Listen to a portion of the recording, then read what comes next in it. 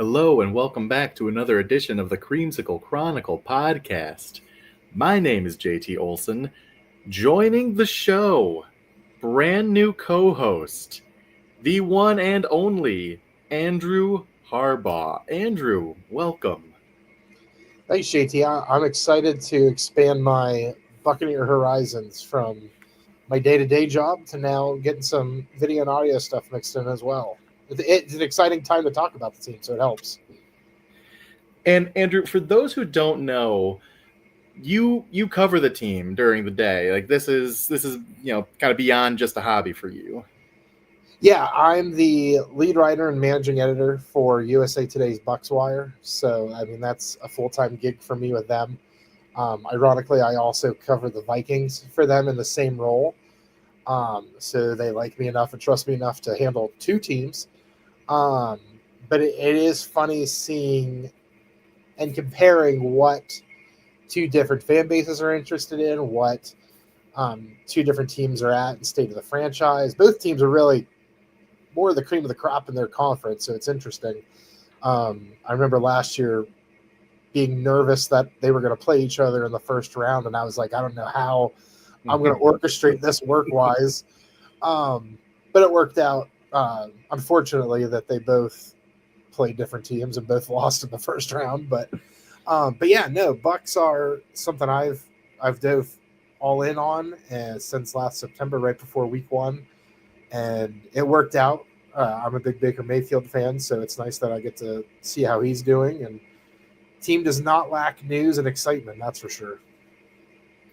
Yeah, like you said, it's an exciting time. We're going into an exciting season. This is probably the most exciting season since 2021. And, I don't think I felt this way since the Chris Godwin injury that year and the Antonio Brown run off the field time. Because that was the last time I felt like the Bucs were a true contender. They had a true chance to do something special. And when those things happened, it was kind of like, well, it might be the end of that dream, but the dream is back. Yeah, and it's funny too because full disclosure, as I cover the Bucs and the Vikings, if I have a rooting interest in a team that I want to see win as a fan, I'm a Browns fan, ironically. So it warms my heart that I at least get to see Baker doing well somewhere. And yeah, it's crazy seeing how he's matured because like I remember rookie version of him, which still wasn't bad, but really seeing him grow up. I was a big fan of that Texas A&M team with Johnny Manziel, which obviously we know how much of a play Mike Evans had in that connection. Big fan of Jason Light. Always enjoyed Bruce Arians. Like I've got tons of little connections and things here and there for the Bucs. So one of my favorite Hard Knocks seasons also. So a little bit of a throwback there. Funny to still see Jeremy McNichols in the league because I think about how that disaster of a season went for him. But right, who would have thought that one? A decade later, he's still floating around. Gosh, that Hard Knocks season. I still think of Jameis Winston talking to those cockroaches. Like every time Hard Knocks comes out, I just think of that opening scene with Jameis. He's like, "Oh, what's up, little cockroach? It's just like, what are we doing with our lives here?" And I think I remember them. They had that grill, and I think they said it was like an old ammonia tank or something. And I was like, "Oh boy, that's not on brand here." Makes sense. But Jameis, he is a character, if nothing else. Yes, if nothing else, does a lot of weight carrying there. So that's a discussion for a different day, I'm sure. Right. That was like 5 years ago, Bucs. That was, it might not be good, but it's going to be interesting. Yeah, we're at a point now where it's both, and I'm happier for it. Yeah, 30-30 is definitely an interesting where you just never know what you're going to get for sure. But LASIK Winston's a little bit better. But let's focus on better. Let's focus on where the team is now. Bucs played a preseason game, and not that the preseason matters. Score is irrelevant. With that said, they kicked the crap out of the Titans. It was a really encouraging performance for most of the team. What were your initial thoughts on that big, massive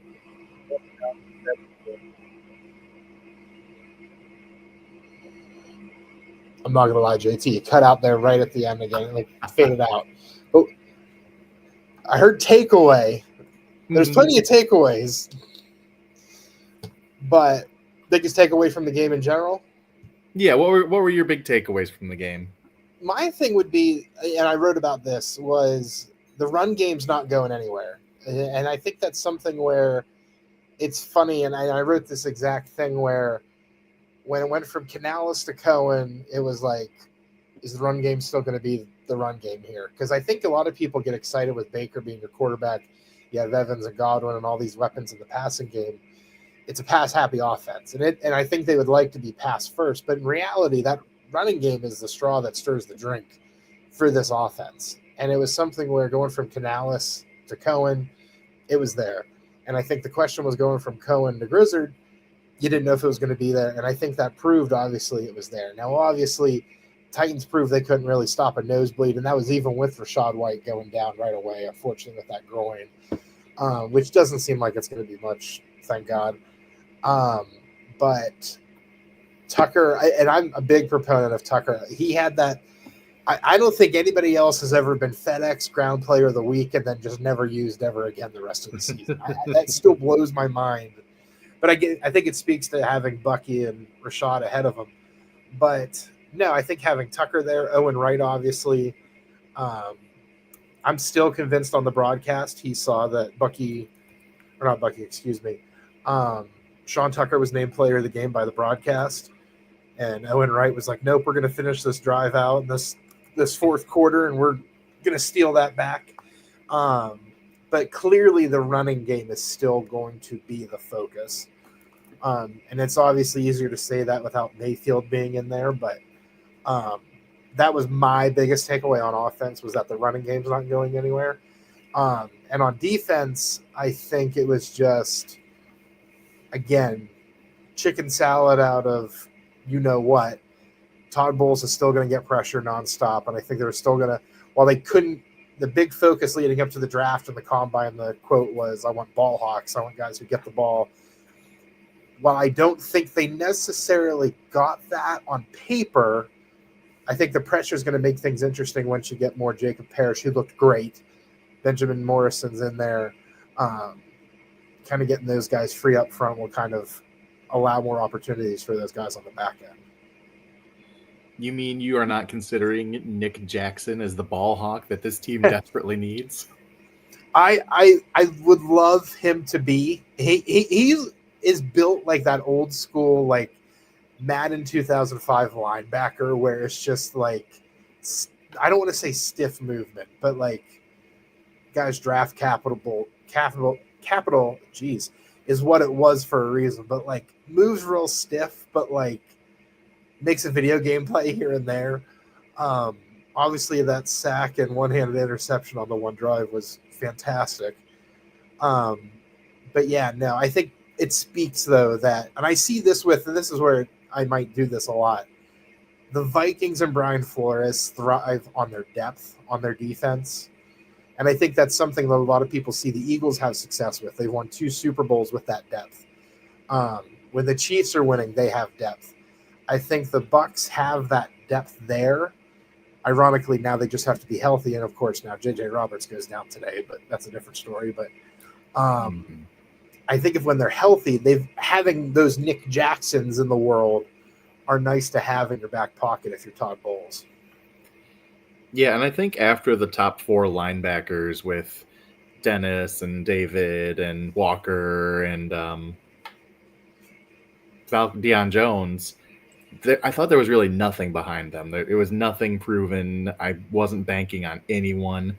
So just to see someone as a potential practice squad guy in the back pocket step up and make a few plays, that was a pleasant surprise for me because I did not think much of the undrafted linebackers. Yeah, and Peoples and Bullock also made some nice plays in there as well. So it really was a nice mix all around from that second unit, or really third unit in the second half. So, no, like I said, having that depth there and those guys that you can kind of rotate in and out, it's such a simple thing that, again, something I wrote today. You can't, if you're an offensive line, you can't rotate guys. So, like, in your defense, you have that advantage. Take advantage of it and take guys with these big gas tanks and just keep rotating them in and out. And you're going to overwhelm that offensive line, and they're going to get tired way before your defense does. Yeah, and I think that was something I was a little underwhelmed with for the Bucs was the defensive line play. Yeah. The one guy who I was looking forward to maybe more than anyone going into this game was Elijah Roberts, with fifth round pick out of SMU. Yeah, I want to say fifth. Yeah, and he's a big body. He's kind of that Logan Hall role. He's got some pass rush ability. He's not super twitched up athlete, but I think there's something there to work with as a run defender, as a pass rusher. And he's someone who definitely left me wanting more in this game, especially someone who came in the second half. He was going against maybe not even backups, but third string guys. And he really failed to move the needle for me in the way that I was expecting. I thought he had one nice, hold at the point of attack against a double team. I know he was kind of pressuring the edge on that Nick Jackson interception, but he wasn't really all that close to the quarterback. He's just someone I had expectations for, and he didn't live up to him in the first game. First game, granted, there's plenty of time to bring him along, but he was one who underwhelmed me. Yeah, and I think with Roberts too, moving from outside to inside, it's going to take a little bit of time as well. He's been getting good marks, ironically, from Logan Hall, who was hyping up his pass rush at one point this training camp. The one benefit I think that the whole defensive line is going to have, where with the Titans having the Callahan family coaching it, like offensive line is their bread and butter. So I think no matter what tier of offensive lineman you get, they're going to be well coached. Whereas with the Steelers, offensive line has been an issue for them for forever. I think since Roethlisberger's last year, in however long ago that was, feels like forever ago now. And like they've invested in as far as starters go, like they've invested 2 first-round picks. Still can't get the starters right between Broderick Jones and Troy Fatano, or Fatanu. And as far as backups go, I think that's where Roberts. This could be a nice bounce back game for him to really showcase. So I think that's agreed. I was kind of looking for more of him coming out of that Tennessee game, but I think the Pittsburgh game is going to be a lot better of a setup versus the Callahan offensive line coaching up and kind of having them be ready to go versus what the Steelers are going to give him. Yeah, I think that's something I don't think I got a lot of conversation regarding this game is the Callahan family is offensive line play.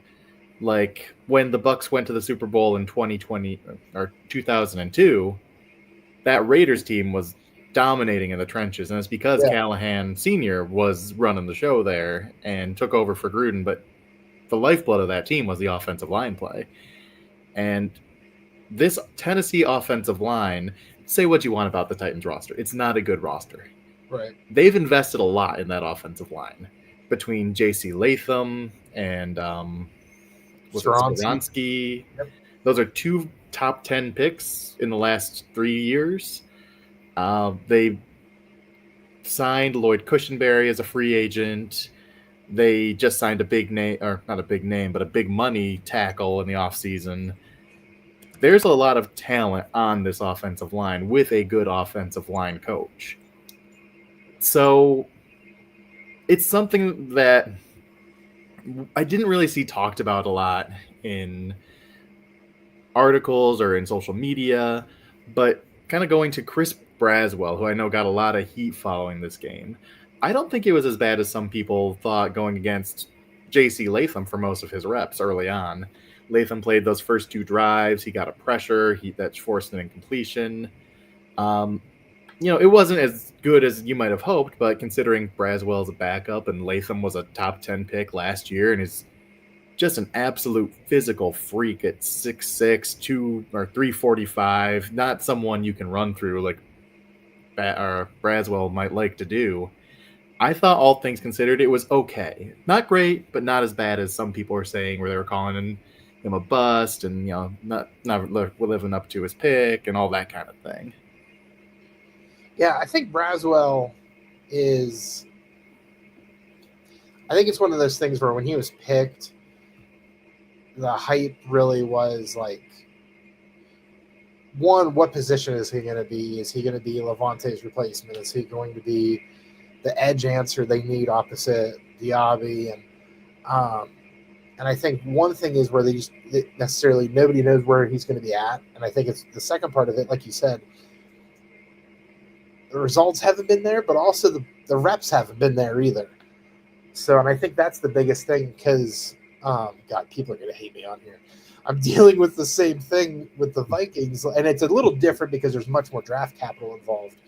But like I'm watching it unfold, ironically, with his teammate at Alabama, Dallas Turner, with the Vikings, where Brian Flores just didn't use him last year. And obviously, when you're behind a much deeper bench of edge guys, it's harder to do that. But same goes for the Bucs in that, where that front, the way Bowles is, it's hard to give a rookie that much responsibility. And I think that's something a lot of people overlook. And that's something I preach a lot with Flores and Turner, where Flores is such an old school guy. Bowles is an old school guy. I don't want to say it's like college where it's like if you're a freshman, you're not going to see playing time, but it's kind of similar to that effect. And I think that's something where these preseason games, the first game might be a little bit more of a test run, but I think having the joint practices leading into these games, from all intents and purposes, like today, it sounded like they did really well against the Steelers. So maybe that leads into something this weekend for him. Um, but the Titans, like you said, the offensive line going up against J.C. Latham. Um, Moore was that tackle you were talking about. They have Kevin Zeitler in the middle as well. I forgot they added Zeitler. Yeah, It's one of the better offensive lines in the NFL now. And again, you add in the Callahan effect, it's going to be hard for anybody, especially a second-year guy who had backup reps the year before, to really look impressive against whether it be the starters or even the second string. So I think more patience, I agree, is needed with Braswell. Yeah, and especially when you consider Braswell's skill set. I know you do a lot of draft content, a lot of draft evaluation. My profile on Braswell coming out, he is a speed to power player. He is a run through your chest kind of guy. And you're not going to run through a JC Latham. You're just not. Right. Dude is, he was not the most technical guy coming out of college, but he was a brick wall, if nothing else. So I think you consider who the opponent was. It was really not a favorable matchup for Braswell or any of the edge rushers. I mean, Anthony Nelson, it's not like he did anything in this game either, and he played the first two series. So I'm still optimistic about Braswell, and I agree. I think this game will be a good opportunity for him. I'd really like to see him go against Troy Fontenot, who I really liked a lot coming out of college. I profiled him a little bit more as a guard, but I don't see why he can't play right tackle. The old saying, keep good tackles at tackle. That's fine. I think it'll be a good test for him either way. See, and I think it is going to sound bad. I would like to see him against Broderick Jones because I think Broderick Jones has just not played well. And I think that'd be a good confidence boost to say, well, hey, if I'm able to take – and obviously, and that's another thing, that would be a familiar face, obviously, from the Alabama and Georgia matchups. Between those two. So I think that would be a good confidence boost, and obviously something coaches could look at and say, hey, took a former first-round pick to task. But yeah, the Steelers are ripe for the picking, not to pivot over to them, but yeah, I think the defense is really going to have a day. And like I said, it sounds like today the offense had their way with them too. So, but no, I think the Steelers game could be a showcase for a lot of guys. Yeah, and before we segue over to the Steelers game, were there any other standouts, any other players that were noteworthy? Because there are two in my mind who I think were clear winners of the preseason debut. But did you have any who really stood out to you more than the rest? I I really liked what Ryan Miller did. I think for as much as the wide receivers, it's going to be tough to really get any feeding time in that wide receiver room when everyone's healthy. But having someone like him that you can, he screams to me as a guy who maybe has 10 catches this year, seven of them be for first downs, where he just gets forgotten about on a play and you hide him in a short yardage situation, but he's Mr. Reliable, brings in the catch, um, which is fine. Every team needs that. But I think Ryan Miller played really, really well, 6 catches for 66 yards. Um, and then, like I said, also, too, I highlighted, obviously, we talked about Nick Jackson, but John Bullock as well. I thought another one of those deeper linebackers that I thought had a decent game. Yeah, Ryan Miller was definitely one of my guys from this game who stood out. And what I really like about him is he's super consistent. His hands are great. He's a big body target. He can play the outside.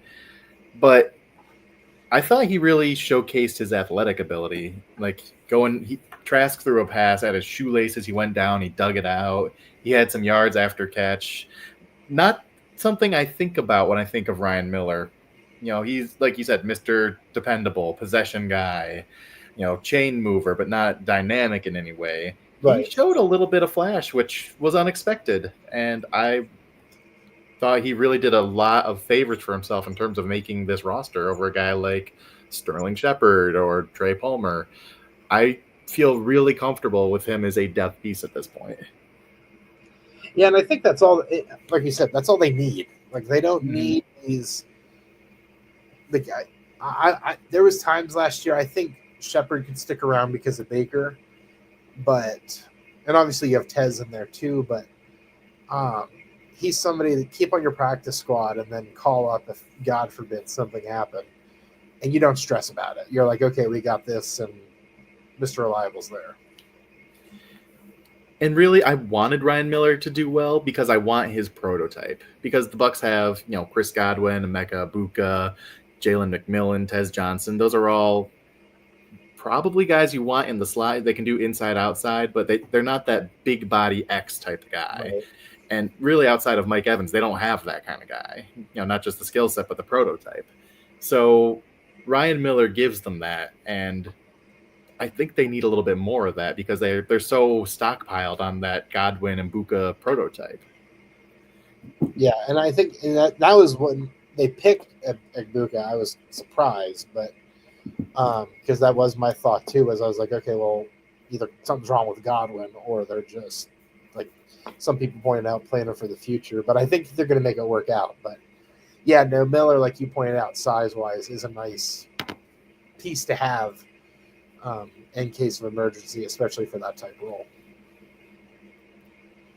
And then the other one who really stood out to me was J.J. Roberts from Marshall, undrafted rookie.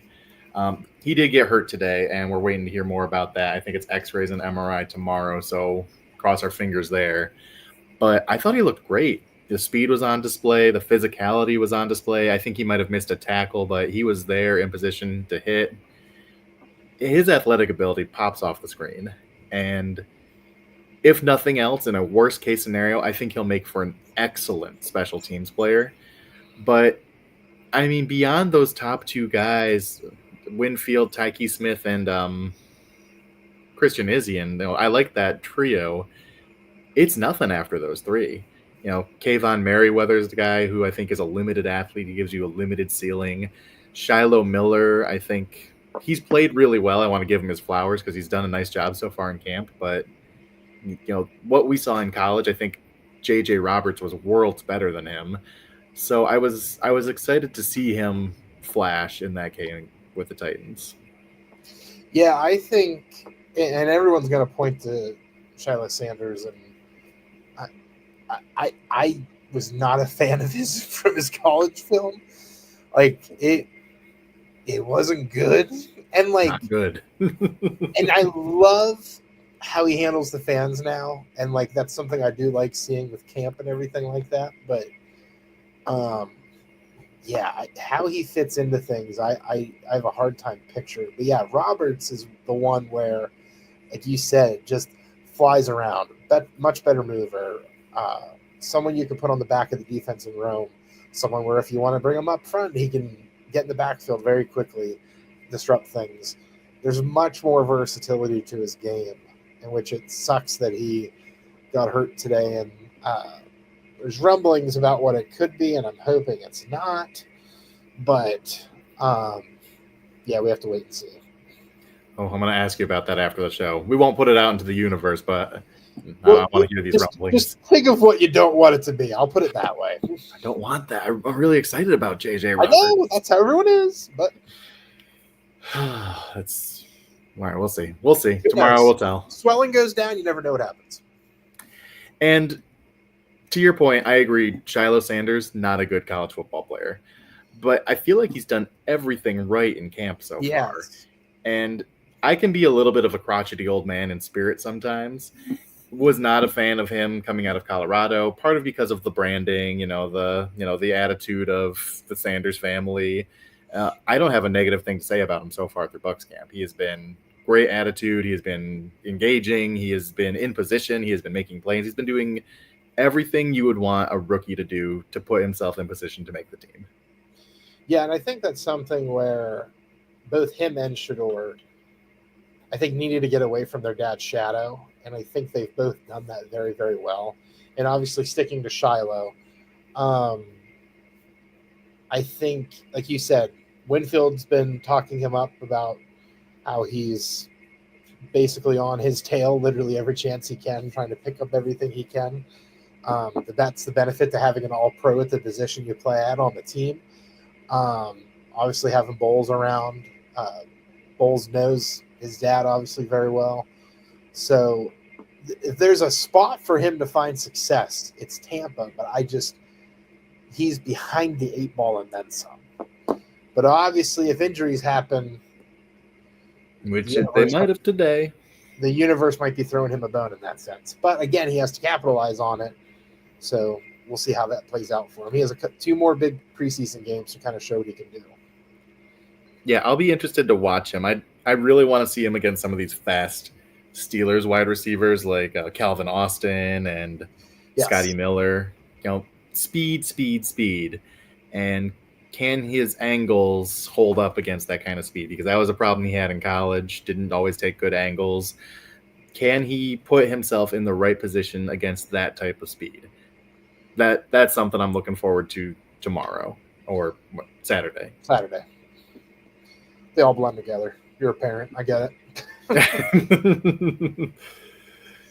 So kind of with that transition, what are you looking forward to in this upcoming game?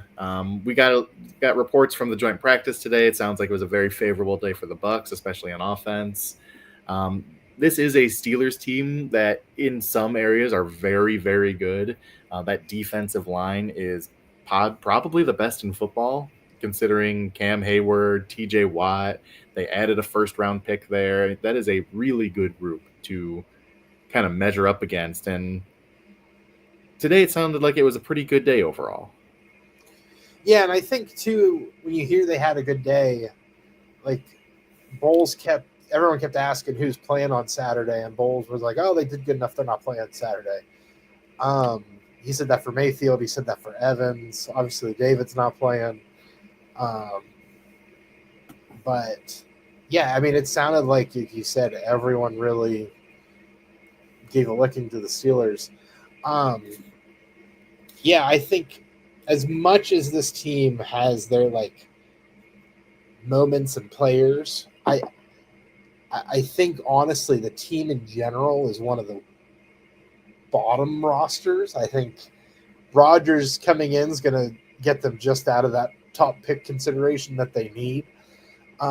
Just putting my draft hat on for that. But that being said, like I've kind of said earlier, I think it sets up the Bucs to really have a showcase for a lot of these guys that need it, like the Elijah Roberts, the Sanders, maybe Nick Jackson one again, Peebles. I think the defense is going to be the group that really stands out because Mason Rudolph's going to be starting. He's been around forever. That's one thing with the Steelers is that when they get a backup quarterback, they really stick with them for a while. And obviously, Rudolph left for a while and went to Tennessee, but now finds himself back. Um, but yeah, I think the defense, as much as the offense had their shine today, I think the defense is really going to take advantage of a weak Steelers offense on the depth side to really have their way and kind of make some plays. Yeah, you got to question the depth of a team that started 3 rookies on their offensive line last year. And those are probably the best pieces of their offensive line. So I agree with you. This is a good opportunity for guys like Braswell and Elijah Roberts, and I'm really interested in that fifth edge battle between Marquise Watts and Jose Ramirez, and if they even will keep 5 edges. I think for me, I really want to see and I don't think the Steelers are playing their starters, but because I'd really like to see them go up against DK Metcalf as one of those guys who's just a physical freak. I'd love to see Zion kind of go step with him. And he's fast as DK Metcalf, but DK is so much bigger than Zion McCollum. So I think that would be a good warm up. But I don't think that DK is going to play in this game, which is a bummer for me. Yeah, him and Rogers are both out. I think I saw today. I mean, but he's going to get to go against. I don't know if Robert Woods is going to be in there, but they've got some other bigger guys on their bench, which will still be a good test for McCollum. Yeah, because I think he lacks that little bit of physicality. When he came into the league, his tackling was awful, just absolutely awful, and he was a lot better last year. But there's still room for improvement. So I'd like to see him kind of bang with those bigger body receivers a little bit, especially one who can run the way that DK can. I think I'm going to be looking more at the trenches then, and I think they're playing Derek Harmon in this game, correct? The Steelers are. I haven't seen if he's not playing, so that would indicate he probably is. Yeah, and you want your rookies to get reps, so I really would like to see Ben Bredesen. I want to see Graham Barton against those kind of players. Graham Barton, his next step in his development. Cody Mock is still an ascending player. Bredesen, I think, can always use a warm-up because I think he's the weak link on that line. Charlie Heck, going against Highsmith for the Steelers. Probably not TJ Watt, but I want to see that is the strength of the Steelers, and I'd like to see the Bucs tested by some of those pieces, if not all of them. Well, and the nice part is, as I said, as much as I kind of poo-pooed on the roster, the edge rushers they do have some depth with. As much as like wide receivers where they're deep on offense, edge rusher is kind of where they do it on defense. So like even if the starters aren't in for a long time, Charlie Heck can get tested by one of the top draft picks like Jack Sawyer, who was a really good edge rusher out of Ohio State. Nick Herbig, who's played really well for the Steelers since he's been drafted there, can also kind of be a nice test for him. Some other guys they have on there, Malik Harrison, Cole Holcomb, DeMarvin Leal. Like they've got a deep rotation of edge rushers. So that is something where I was underwhelmed by that group in the first game. And I do appreciate that they're trying to kind of play Jenga with the group now and kind of figuring things out. I wholeheartedly believe they should put Elijah Klein at center and move Barton to left tackle just till Wirfs is back, but that's just my 2 cents. I thought Barton was a first-round tackle in college, and so absolutely loved him at Duke. So again, another player I'm excited I get to cover now. But yeah, I definitely think that offensive line getting tested and working through the kinks now is something that needs to be done, and I think the Steelers will be another good test to do that. Yeah, I've heard a lot of good things about Nick Herbig with Pittsburgh. So for those kind of depth tackles, if not Charlie Heck will probably be starting and, maybe not getting to see Herbig, who's a little further down the depth chart. Benjamin Chukwuma, I thought, had a really solid debut last week. I really liked what I saw from Tyler McClellan, the right tackle they signed after there were some injuries. Even Mike Jordan, I thought, played well at right tackle. So I think the tackles on this team played fairly well, and it'll be nice to see them challenged a little bit more this week because, let's be honest, Tennessee's edge rushers are awful top to bottom. Yes. Yeah, no, So this will definitely be more of a test. yeah, and that's what I want. I mean, that's you want your good players ready for the week one, and they're not going to do that just beating up on a bunch of cupcakes. They need to rev up a little bit. Get the feet wet. Get ready for real high quality opponents. And we're not going to see that at every position, but last week we saw it with the Titans offensive line. This week we see it with the Steelers defensive line. You kind of, bring them all along bit by bit. And not only that, like you talk about like getting ready for the regular season, like next week's Buffalo, and that's a regular season opponent. So if you even want to treat next week as like a week 1A to the week 1B that is in September, you really can. So, and Bowles has talked about how he doesn't really know what he's going to do with Buffalo, and I'm kind of hoping they play some starters with that more so. But just focusing on now, no, this is definitely, I think, the last litmus test for a lot of guys. But it's a good one, so I think it works out that way. Yeah, and if nothing else, the Steelers are a very well-run organization. Mike Tomlin's never had a losing record.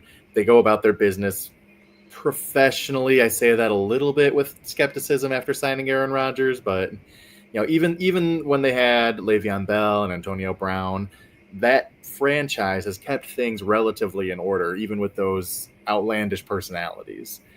So this is where the Titans were kind of a JV team last week. This is a real professional NFL team, and I think they'll get a good test from them. I do think the Bucs are definitely a better team. I don't think that's debatable, but I think you're going to test your guys. Your depth is going to get a good opportunity to show what they can do against mostly good opponent, and I think this is going to be a game that gets the starters up to speed and really says what depth players are serious about making this roster.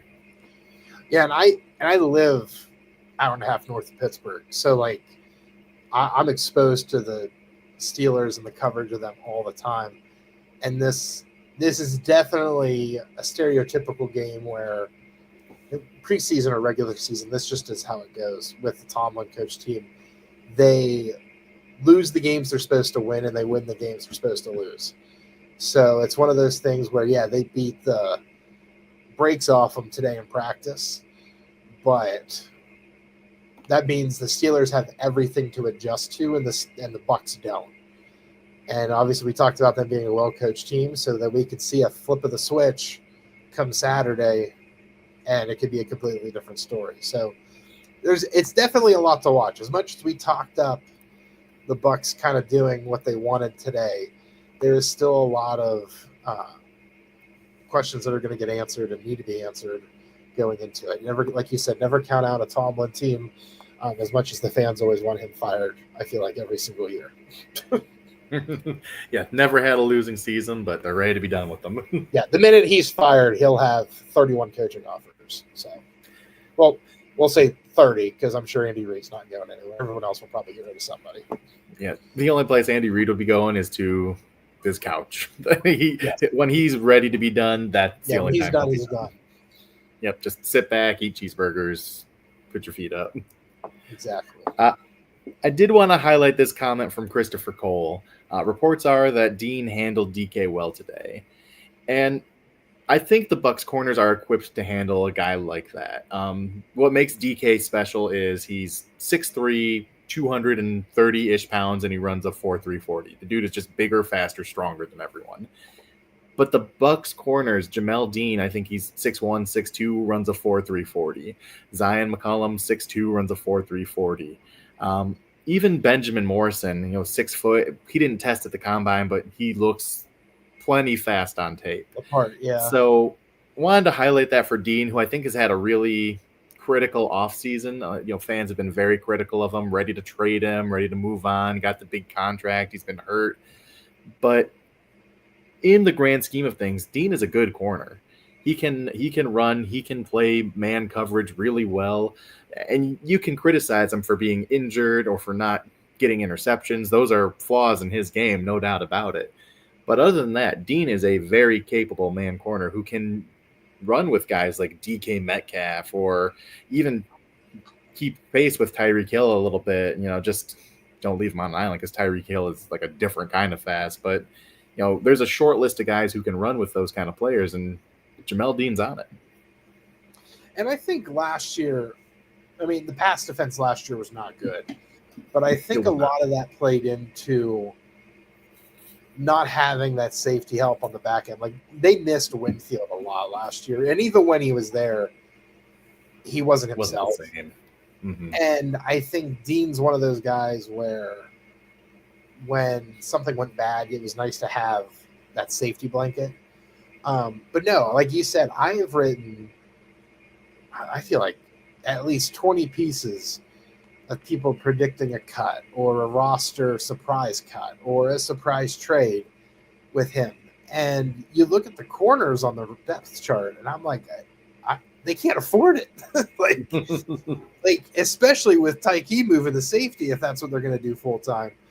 And it's even with the picks of Parrish and Morrison thrown in there. I still like, if you're going to have them there and use them. Like, especially if this is going to be the year you're all in. You got David for one more year, Evans for maybe one more year. Just roll the dice with Dean, healthy or not, and see what happens. Like, this is the team you're all in on again. This is very much 2020, 2021.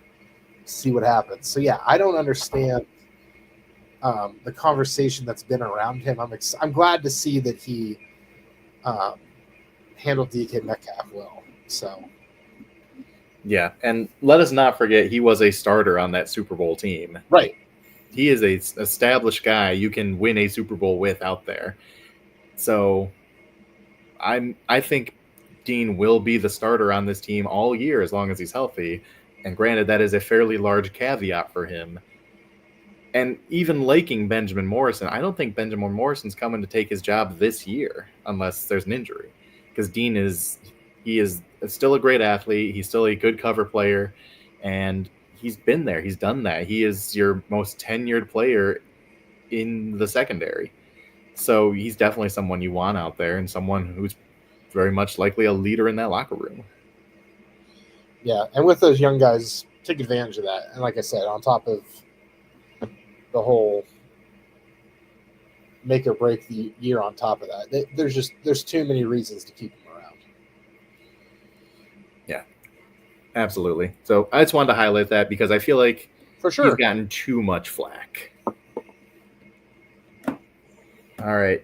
So, Andrew, if there's one player who you think needs to have a good game this weekend, maybe to make the roster, maybe to win a starting job, interpret it how you will, but who's the one player who needs to shine against the Steelers this week? I'm going to go with a cop-out answer since we talked about him. Right? I'm going to go with Braswell. I think just because this offensive line is dookie. Like, everything is there for him to make some plays, get some pressures built. I said I'm a Browns fan. I don't need sack production. My Myles Garrett Defensive Player of the Year respect goes on pressures. So I don't need sack production. Just get some pressures and some quarterback hits in there. So I think that's something where I think Braswell could really thrive on. None of the guys on the Steelers depth chart, I don't even think who's behind Rudolph. Let's look. I'm going to cheat. Here, we're doing this live. Will Howard's hurt. Oh, Skylar Thompson and Logan Woodside. I mean, come on. There's got to be something there. There's no pocket presence between the three of them. So I would like Braswell to at least get some pressures in there and ideally a sack. But I think he's somebody that going into the Bills game next week really needs to do something. Even if it's just to get the fans off his back, I would just like to see Braswell perform. Yeah, I think Bucs Nation needs Braswell to play well, just for a collective mental health check. The fans have been all over him. They are ready to write him off at this point. I think everyone just needs for him to play well this week, including him. And I feel that way about Elijah Roberts too. We talked about him earlier. I like Elijah Roberts, but if he's not ready to be that rotational piece, the Bucs might need to go out and get someone like DeMarcus Walker, who's still a free agent, someone like Mo Hurst, a rotational piece on that defensive line. And Elijah Roberts is still third string on the depth chart. He's behind these no-name practice squad guys. So I think he needs to show himself to even make the team at this point, because right now that's in doubt. And even if he makes the team, he's looking like he's going to be a game day scratch right now. So he's definitely one who's in that category for me. Yeah, he was my second choice. So I agree. Can I cheat and do one more? Because I think there's one player who I do think has, not from the fans at this exact moment, but I do think there's pressure on him. Yeah, go ahead. And that, for me, that's Kyle Trask. And I know a lot of people really hyped up Kyle Trask, and he played fairly well for Kyle Trask standards.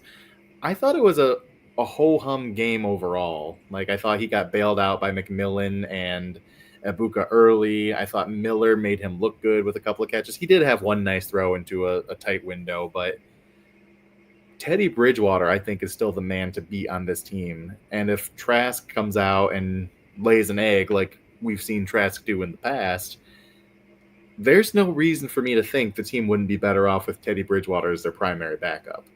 And maybe that is a trade of Kyle Trask, or maybe that is a straight-up release. I don't think he has a lot of guaranteed money on this contract. I know they brought him back. But I think if he wants to keep that backup job, he's still in a fight for it. And despite a performance that was pretty well praised on last week versus the Titans. Yeah, and I think it was one of those ones, like, on paper, it looked really good. But like you talked about, Miller bailed him out a couple times. Garrett Green made some nice plays. There's a lot of heavy lifting done. Ibuka made that incredible catch on that opening drive. Mm-hmm. That one to McMillan was an absolute dud. Yeah, McMillan as well. So, I mean, all due respect to Trask, they weren't well-thrown balls. So, I mean, but that being said, Bridgewater, all due respect, like, was coaching high school last year and then came back for the Lions playoff game. And now he finds himself in here. But Bridgewater was never Mr. Production. He was just Mr. Reliable. And I think that's what you want in a backup quarterback. Whereas with Kyle Trask, except his 1 year as a starter, 2 years as a starter at Florida, has literally been a backup his entire football life. And that's obviously he's a Heisman finalist, and second round draft pick is nothing to slouch at. The talent was there, but I think unfortunately that final Bruce Arians project is just not it. Yeah, and I don't think Teddy Bridgewater is washed up. He's only 32 right now, so he's older, but he still has plenty left in the tank. I guess he was in the same class as Evans, and Evans is 33, so that makes sense. Yeah, and I think he, kind of phased out of the league there for a minute, so it doesn't feel like he's kind of phased out of the league currently. Like, he's only been in one game in the last 2 seasons. Right. Like you said, he's a high school football coach, but he's also someone who started 65 games in this league, and he probably still has the physical tools. I'm looking forward to see what he's got left in the tank.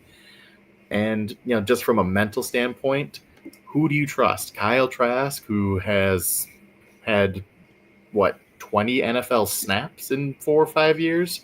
Or a guy with 65 starts? Yeah, I'll take the high school coach.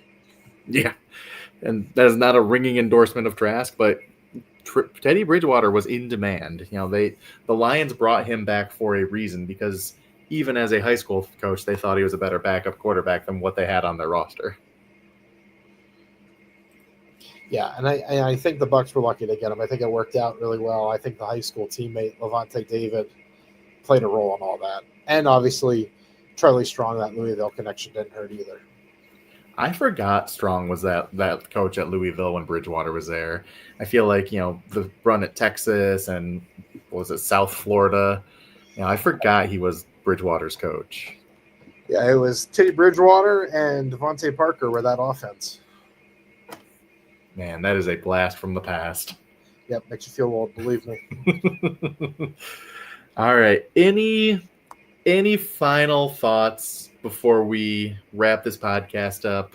Kind of looking forward to the game tomorrow or Saturday. Yeah, no, I mean, I'm just excited to see how that second unit's defense does. That's really where my mind's at.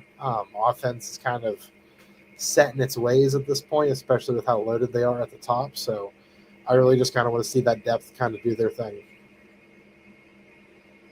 Yeah, I'm feeling good, feeling excited, ready to go 3-0 in the preseason, undefeated season.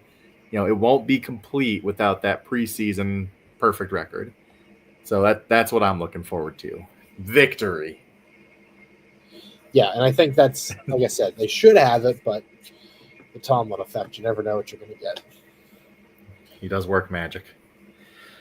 All right, Andrew, tell people where they can find you on the Twitter, where they can find your written work, everything you do.